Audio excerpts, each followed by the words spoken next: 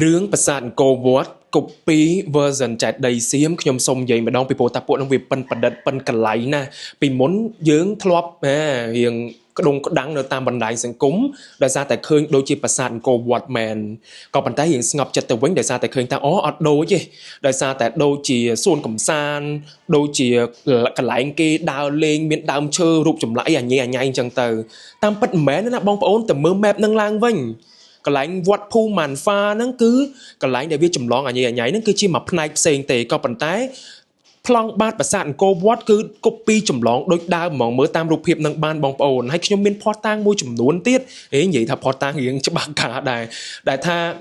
miên từ lộc nâng sầm máy ấy tranh tề cứ copy pi bát sạn cô vót thay mà đòn ti môi nóไป để môn sang song nó cứ viết đã hùng cô vót ấy cứ đã xây hạn là con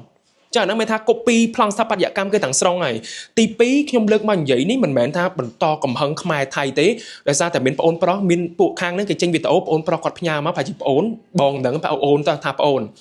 គាត់ផ្ញើវីដេអូហ្នឹងមកណាមានទាំងអ្នកថតវីដេអូហ្នឹងក៏និយាយលោកមួយអង្គហ្នឹងក៏និយាយថាអ្នកដែលសង់ហ្នឹងគឺធ្លាប់មកចាប់ជាតិសម័យអង្គរហើយគេចង់សង់មួយដែរ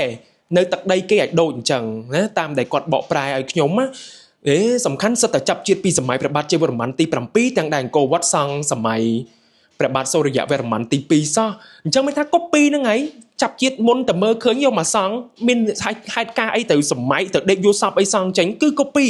ហើយមើលប្លង់បាតហ្នឹងដូចខ្ញុំនិយាយអញ្ចឹងគឺទាំងថែវទាំងអីសសរអីគឺនឹងតែម្ដងគ្រាន់តែសិល្បៈចំនួននេះផ្សេងទៅស្រុកកាន់សាសនាពុទ្ធអញ្ចឹងទៅ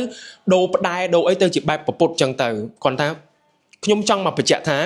មិនមែនឲ្យបន្តកំហឹងទេគ្រាន់ថាពីមុនយើងស្ងប់ចិត្តគាត់ថាមិនមែនតាមពិតមិនមែនទេគឺនៅតែបន្តអញ្ចឹងចាំមើលលេចរូបរាងបន្តទៅទៀតទៅជាបែបម៉េចអាហ្នឹងយើងកាន់តែច្បាស់តែម្ដងគ្រាន់ថាបើមើលប្លង់បាតហ្នឹងគឺនឹងហើយគ្រាន់ថាថៃវាចូលចិត្តណាអាសិល្បៈបែបប្រទេសបន្ទប់ឆើតឆាយតាក់ទាញទេសចរហ្នឹងកែប្រែទៅតាមហ្នឹងទៅគ្រាន់ថាសំណងគោលហ្នឹងគឺនឹងតែម្ដងហើយដាក់រូបហ្នឹងឲ្យមិនសង់ហ្នឹងមិន